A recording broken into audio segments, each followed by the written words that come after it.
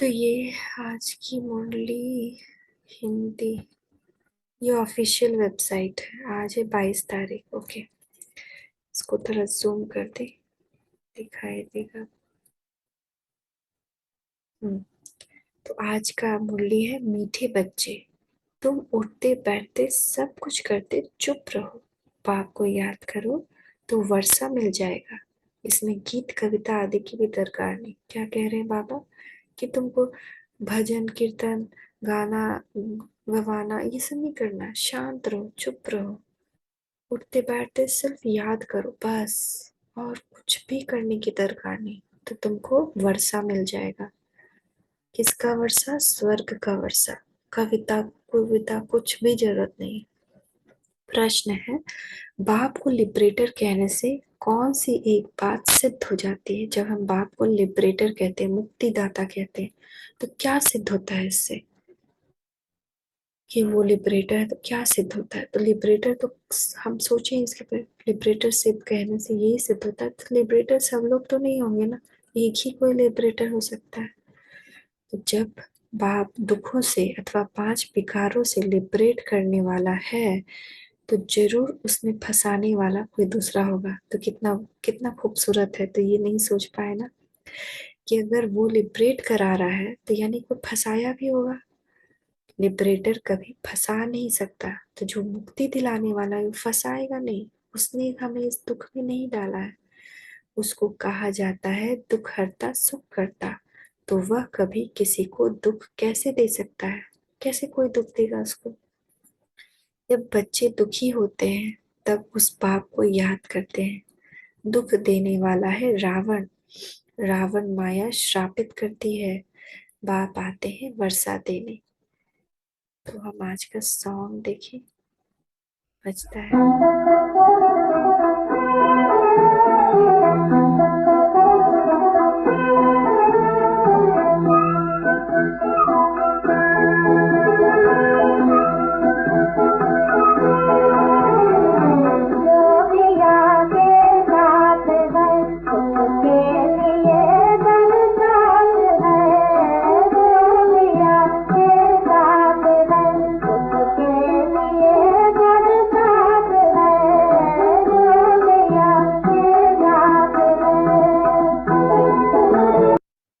जो पिया के साथ है उसके लिए बरसात है। तो गीता का बरसात हो रहा है ना, पिया साथ है, शिव पिया साथ है। ओम शांति। इस ज्ञान मार्ग में गीतों कविताओं डायलॉगों आदि की जरूरत नहीं है। यह सब भक्ति मार्ग में चलता है। यहाँ तो है समझ की बातें।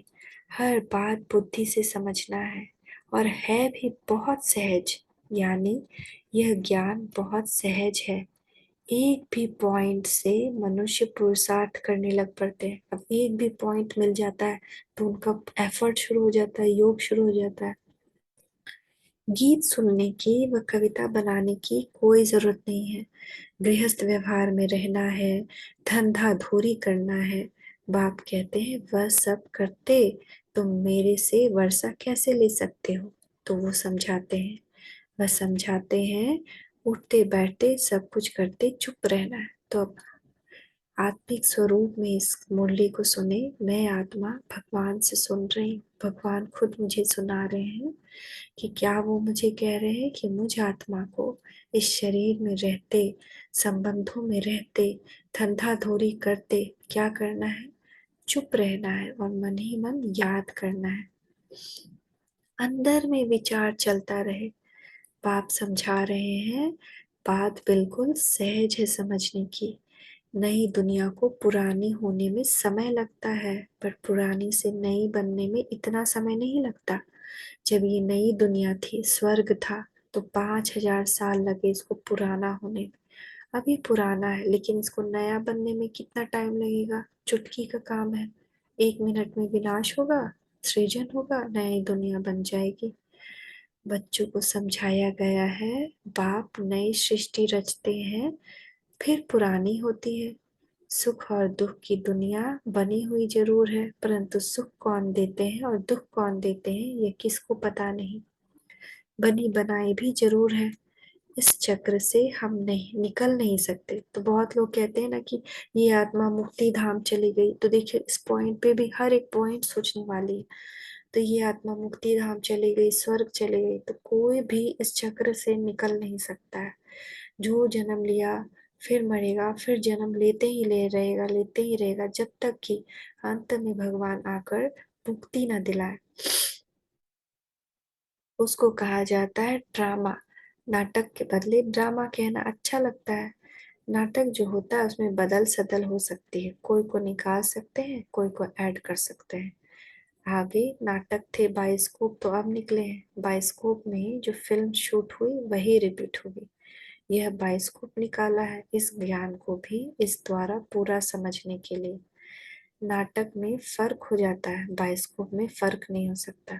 तो नाटक पहले क्या होता था, ऑन एकदम सामने से, तो कितना सुंदर बाबा ने कंपेयर किया कि सामने ही 5 लोग आते थे, नाटक करते थे, जाते थे। अब कोई ने फिर से अगर वही नाटक खेलना है तो क्या होता था कि अगर कोई एक्टर नहीं है अवेलेबल तो किसी और को ले लेते थे, तो ऐड कर सकते थे, निकाल सकते थे। लेकिन अब क्या हो गया, बाइस्कोप हो गया, तो फिल्म की शूटिंग हुई। अब आपको सेम फिल्म अगेन देखना, अगेन वही नाटक देखना है तो सेम ही रिपीट कर सकते हैं। ऐसे नहीं कि उसमें कोई ऐड हो सकता है या निकल सकता है। तो कितना सुंदर बाबा समझा। तो ये सृष्टि जो है ना, ये बाइस्कोप है, ये ड्रामा है, ये इसमें से कोई निकल और ऐड नहीं हो सकता। ये जो चल रहा है, जो फिक्स हो गया, चलते रहेगा बाइस्कोप के जैसे। वाह। बाइस्कोप में भी वही रिपीट होगी। इस ज्ञान को भी इस द्वारा पूरा समझने के लिए नाटक में फर्क हो जाता है, बाइस्कोप में फर्क नहीं हो सकता। यह एक स्टोरी है, नई पावन दुनिया और पुरानी पतित दुनिया की। सिर्फ मनुष्य को यह पता नहीं कि ड्रामा की आयु कितनी है। बहुत लंबी चौड़ी आयु दे दी है, 84 लाख वर्ष दे दिए हैं, बट है 84 जन्म होते हैं, 5,000 वर्ष। मनुष्य तो कुछ भी समझ नहीं सकते। नई दुनिया में कितने समझदार, धनवान, पवित्र थे, सर्वगुण संपन्न थे। तो नई दुनिया में सब लोग पवित्र थे, 16 कला संपन्न थे, देवी देवता थे, सब समझदार थे। बाबा आज ऐसा क्यों समझा रहे हैं? तो आज बाबा हम लोग को ऐसा क्यों समझा रहे हैं? भगवान परमात्मा हम आत्माओं को आज ऐसी बात क्यों बता रहे हैं कि बच्चे भी जाकर ऐसे भाषण करें।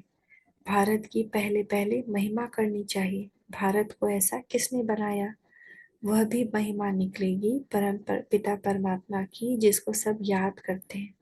तो याद क्यों करते हैं? क्योंकि पुरानी दुनिया में बहुत दुख है, दुख में ही सब याद करते हैं। दुख में सुमिरन सब करे, सुख में करे न कोई, ये सच बात है। स्वर्ग में कोई याद नहीं करते। दुख देने वाले 5 विकार ही हैं। सत्युग त्रेता को सुखधाम कहा जाता है। वह है ईश्वरीय स्थापना, यह फिर है आसुरी स्थापना, जिसमें मनुष्य 5 विकारों में फंस पड़ते हैं। समझते भी हैं, बाप ही लिबरेट करते हैं। तो लिबरेटर है, वो फंसाने वाला थोड़ी होगा। उसका नाम ही है दुख हरता सुख करता।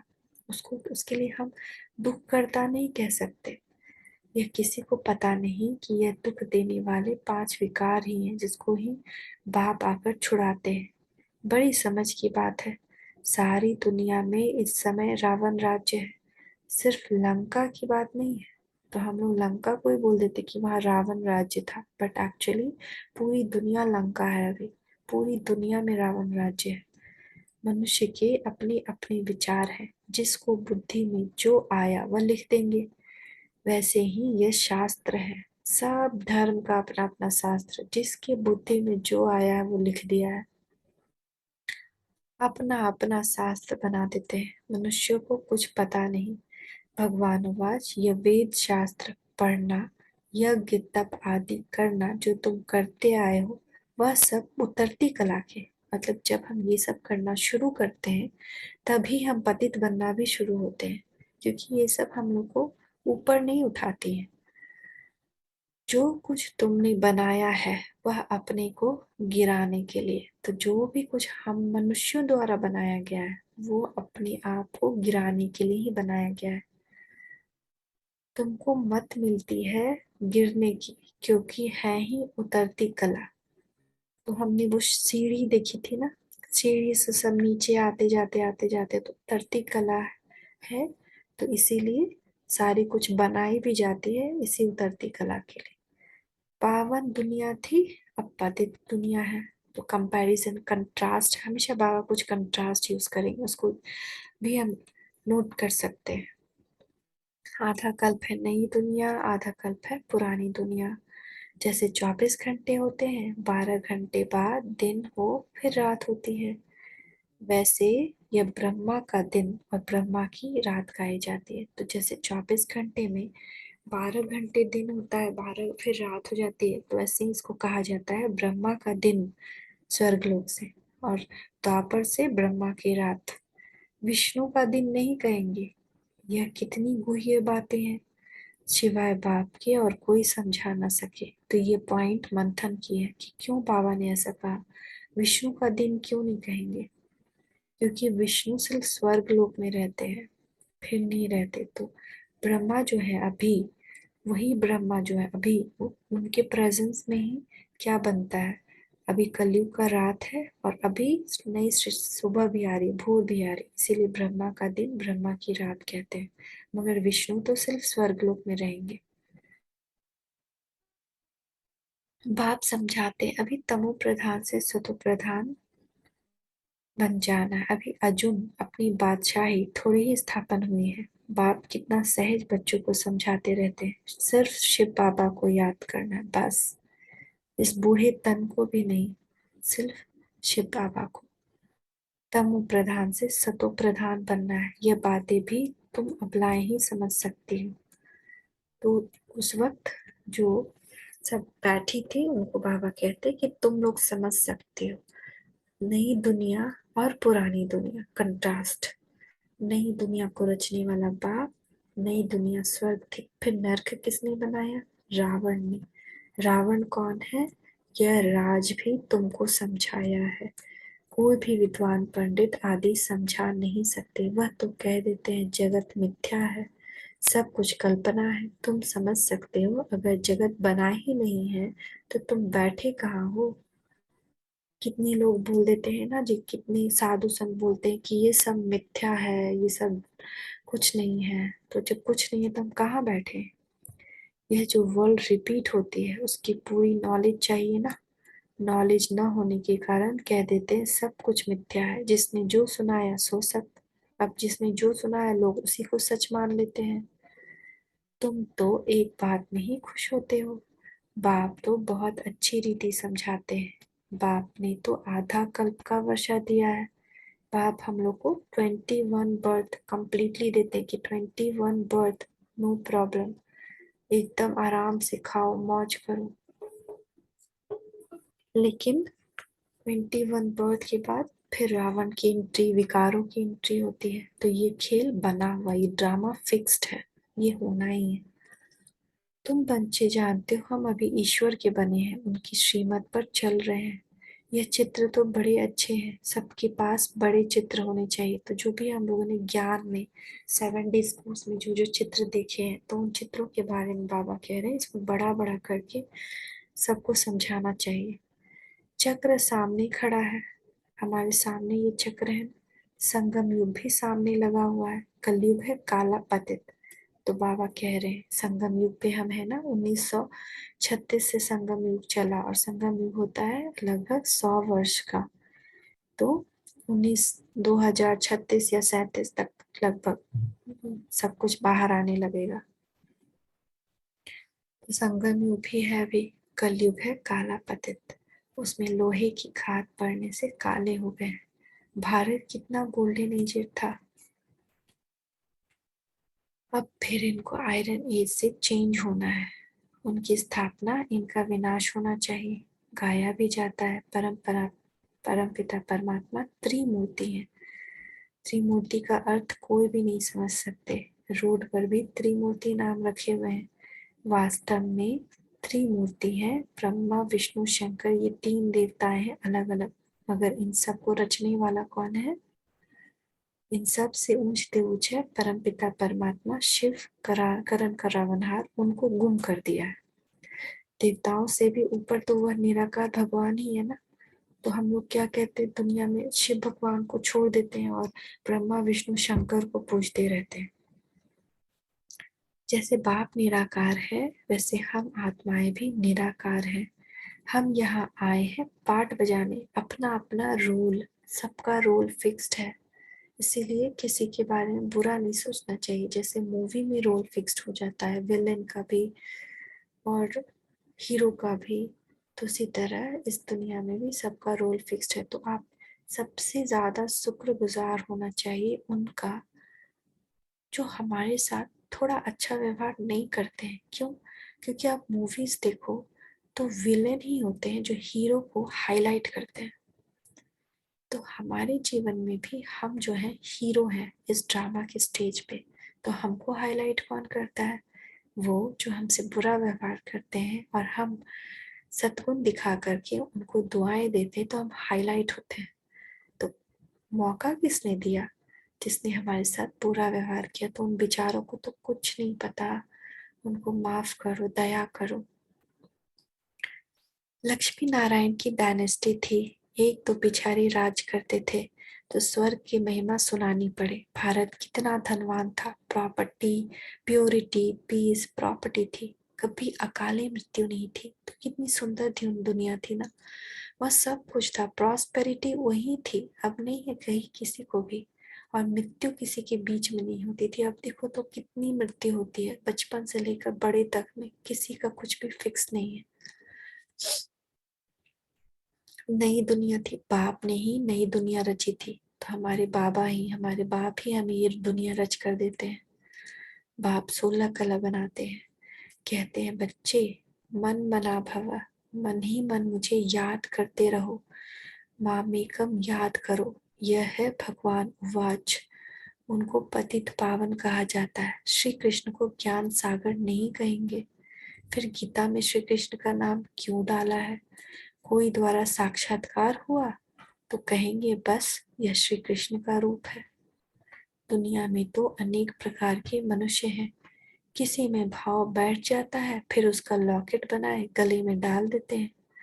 गुरु का लॉकेट पहन गुरु को याद करते हैं। बस ईश्वर सर्वव्यापी है, तो फिर गुरु और ईश्वर में फर्क नहीं रहा। ऐसे ढेर है। बाप ने तुम बच्चों, तो हम लोग क्यों इतने पतित हो? ईश्वर सर्वव्यापी है कह दिया, तो एक में अटके नहीं रहे ना, सर्वव्यापी हो गए, बिखर गए। तो इसीलिए गुरु और गुरु गोसाई में हम लोग लटकते रहे। ऐसे ढेर हैं। बाप ने बच्चों को पुरानी दुनिया नई दुनिया का राज भी समझाया। बाप बैठ नई दुनिया रचते हैं। अभी सब बाप को बुलाते रहते हैं, आकर पावन दुनिया स्थापन करो, या हमको पावन बनाए ले चलो। धाम है दो, दो ही धाम है, निर्वाण धाम और सुख धाम। सन्यासी तो मुक्ति के लिए नॉलेज देते हैं, जीवन मुक्ति के लिए नहीं दे सकते। तो ठीक है, सन्यासी आपको कुछ नॉलेज दे दे कि ऐसे करो वैसे करो मुक्ति के लिए, मगर जीवन मुक्ति यानी स्वर्ग का वर्षा सन्यासी नहीं दे सकते। तुम देवी देवता धर्म वाले हो, तो हम लोग कौन है? डीटी डिनेस्टी, देवी देवता धर्म वाले सूर्यवंशी। जो पुजारी बने हो, फिर पूज्य बनना है, तो हम लोग क्या बन गए हैं? पुजारी, पूजा करते हैं। तो अब क्या बनना है हम लोग को? योग, ज्ञान, योग, धारणा और सेवा द्वारा फिर से पूज्य बनना है। श्री कृष्ण जैसे पहला, उन ब्रह्मा बाबा का हाईएस्ट एफर्ट था, उन्होंने सबसे अधिक पुरुषार्थ किया, इसीलिए उनको पहला नंबर मिलता है, फर्स्ट रैंक। जैसे स्कूल में मिलता है ना फर्स्ट रैंक, तो उनको ऑलरेडी मिल गया फर्स्ट रैंक। इसलिए उनको वो बनते हैं सत्युग के पहले प्रिंस श्री कृष्ण, और इसीलिए उनको एक्स्ट्रा भगवान से मार्क्स मिल जाते हैं कि उनको सब पूजते हैं ये वो। श्री कृष्ण सत्युग का प्रिंस है, उनकी महिमा होती है, कुमार कुमारी की महिमा होती है, क्योंकि पवित्र है ना। नहीं तो श्री कृष्ण से राधे की महिमा ज्यादा होनी चाहिए, परंतु यह किसको मालूम नहीं।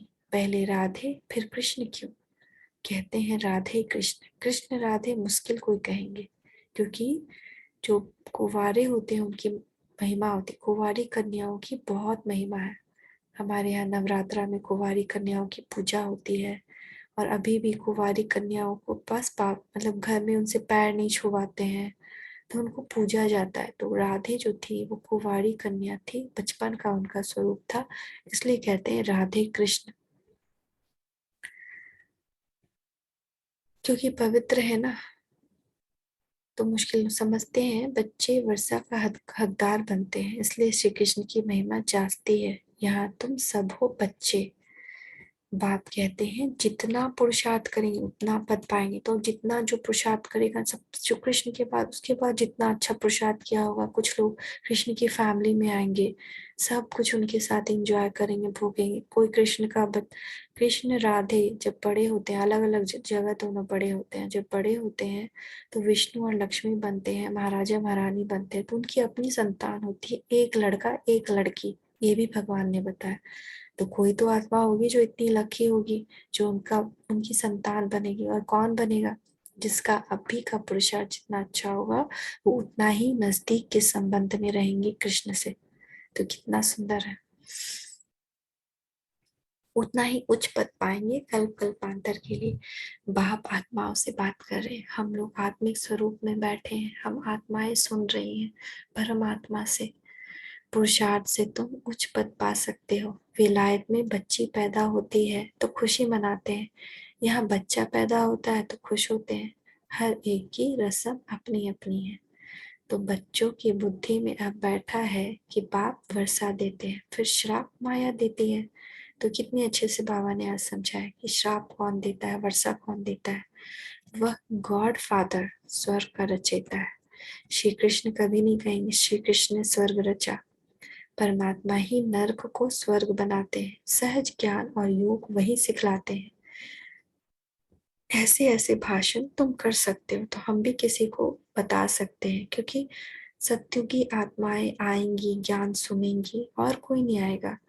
तो हमको कैसे पता चलेगा? हम जिसको भी ये बात बताएं कि आओ इस बारे में सुनो, ये बातें जानो, अगर उनको ये भाता है तो सत्युगी आत्माएं हैं, ये सेवा हुई। तो अगर उनको नहीं भाता है तो वो नहीं आएंगी।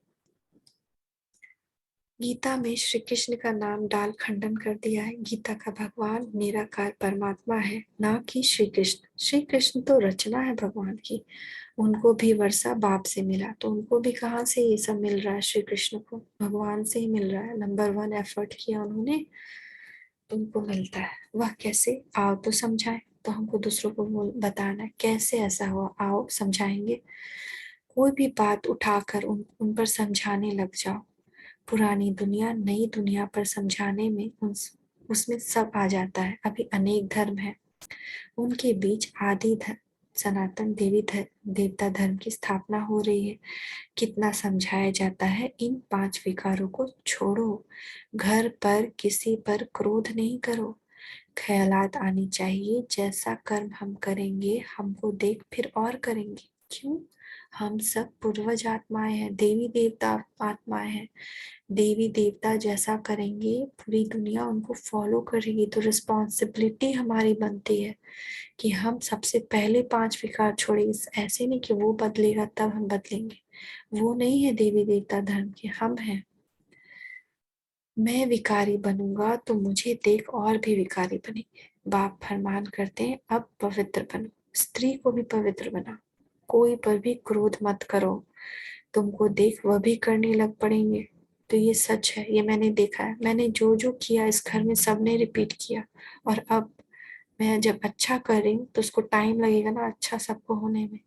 जितना मैंने क्रोध किया या फिर कुछ भी सोचा गलत, वो सारी सोच इस घर में व्याप्त है। अब उसको हटाने के लिए मेहनत लगती है, बहुत मेहनत लगती है। तो हम जो करेंगे सब करेंगे। मेला तो रचयिता है, मेल तो रचयिता है, तो स्त्री को भी समझाना चाहिए। तो बाबा कह रहे हैं कि मेल स्त्री क्या होती है, हस्बैंड वाइफ में कहती है कि पति ही परमेश्वर है, पति का हर बात मानती है। तो जब पति का हर बात मानती है तो ऐसे पति जो ज्ञान में है उनको अपनी वाइफ को समझाना चाहिए कि चलो तुम भी क्रोध मत करो, 5 विकार को छोड़े, हम पवित्र जीवन जिए। तो ऐसे समझाना चाहिए। अगर तकदीर में नहीं होगा तो क्या कर सकेंगे? समझाना है कि पवित्र बनो, तो पवित्र दुनिया के मालिक बनेंगे। बाप समझाते हैं तुमने 84 जन्म कैसे लिए हैं। पहले तुम सतो प्रधान पावन थे, फिर रजो तमो बने हो, अब फिर तुम मुझे याद करो तो पावन बनेंगे। गीता के वंशज वर्षन्स वर्षन्स गीता के वर्षन्स ही भगवान कह रहे हैं। तो ये गीता का ही वर्जन है जो भगवान कह रहे हैं। गीता में श्री कृष्ण का नाम डालने से उसकी सारी जीवन कहानी खत्म हो जाती है। समझाने की भी हिम्मत चाहिए। तो ये बात भी किसी को बोलने के लिए हिम्मत चाहिए, क्योंकि सब पहले पहले मुंह बना लेगा। जहां हम बोलेंगे कि श्री कृष्ण भगवान नहीं है, वो तो देवता है, डीटी डिनेस्टी के हैं, भगवान एक है, गीता उन्होंने नहीं बनाई, तो ये सब मूंझ जाएंगे, मुंह बना लेंगे कि क्या बकवास कर रहा है। तो इसके लिए हिम्मत चाहिए दूसरे को फेस करने के लिए। बाबा समझाते रहते हैं। बहुत बच्चे समझते हैं कि हम तो शिव बाबा को ही मानते हैं, उनसे ही कल्याण होना है। भूल करते हैं तो बाबा इशारा कर देते हैं। तो अगर हमसे कोई गलती होती है ना, तो मुरली के थ्रू या किसी और टचिंग के थ्रू बाबा इशारा देते हैं कि बच्चे संभलो। परंतु कई बच्चे लून पानी हो जाते हैं, और लून पानी थोड़ी बनना है। तो लड़ पड़ते हैं, एक दूसरे से उलझ पड़ते हैं, लून पानी हो जाते हैं, क्रोध कर बैठते हैं। समझाया जाता है ऐसा नहीं करो। कोई तो ऐसे हैं जो एक दो का रिकॉर्ड भी नहीं रखते। अपने से बड़ों को भी तुम करके बात करते हैं। तो कितने लोग ऐसे हैं ना, बड़ों को तुम करते हैं। सेंसिबल बच्चों को सर्विस का बहुत शौक होना चाहिए। फलाना सेंटर खुला तो हम उन पर जाकर सर्विस करें। बगैर कहे जो करे सो देवता। अब बिना जो फोर्स किए सेवा में लग जाए वही देवता है। कहने से करे वह मनुष्य, कहने से भी ना करे तो भगवान बोल। कितना सुंदर भगवान यहाँ पे। भगवान बहुत हंसी भी करते हैं। जो बिना कहे करे वो देवता है, जो कहने से करे मनुष्य है, जो कहने से भी ना करे तो कौन हो जाएगा। अच्छा, मीठे मीठे सिकिलते बच्चों प्रति माता पिता बाप दादा का याद प्यार और गुड मॉर्निंग। रूहानी बाप की रूहानी बच्चों को नमस्ते। रूहानी बच्चों की रूहानी माता पिता बाप दादा को याद प्यार गुड मॉर्निंग। नमस्ते बाबा, नमस्ते, शुक्रिया बाबा, शुक्रिया। धारणा के लिए आज क्या है मुख्य सार? सदा ये बात याद रखना है कि जो हम कर्म करेंगे हमें देख और भी करने लग पड़ेंगे। इसलिए कभी भी श्रीमत यानी कि मुरली में कही दिए गए एडवाइस, उसको श्रीमत कहते हैं, के विपरीत विकारों के वश हो कोई भी कर्म नहीं करना है। सर्विस का शौक रहना है, बिगैर कहे सेवा में लग जाना है, कभी भी आपस में लून पानी नहीं होना है। आज का वरदान इसको लेना जरूर है। एवर रेडी बन हर परीक्षा में रूहानी मौज का अनुभव करने वाले विशेष आत्मा भव। सत्संगम युग रूहानी मौजों में रहने का युग है, इसलिए सदा मौज में रहो, कभी भी मूंझना नहीं।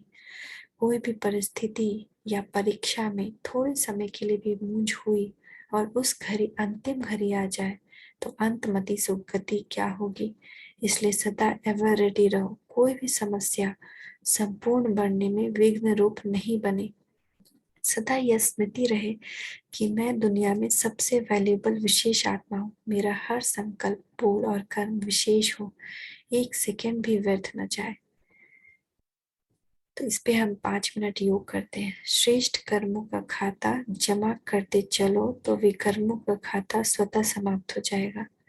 तो क्या होगा, जैसे कि गंदा पानी, एक ग्लास में गंदा पानी है तो उसको नल खोल दो, उसमें साफ पानी भर, जब गिरने लगेगा तो गंदा पानी बाहर निकलते जाएगा। तो एक समय आएगा जब खाली साफ पानी होगा। तो श्रेष्ठ कर्म का खाता जमा करते चलो। हम श्रेष्ठ कर्म बहुत बढ़ा रहे हैं तो हमारा जो थैली है कर्म का, उसमें से क्या होगा, विकर्म का खाता बाहर निकलते जाएगा, निकलते जाएगा, निकलते जाएगा, और एक दिन समाप्त हो जाएगा। तो सबसे बेस्ट है दुआएं दो, दुआएं लो। तो इस पे हम 2 मिनट 5 मिनट का एक योग करते हैं। आज के वरदान को, आज का वरदान लेते हैं।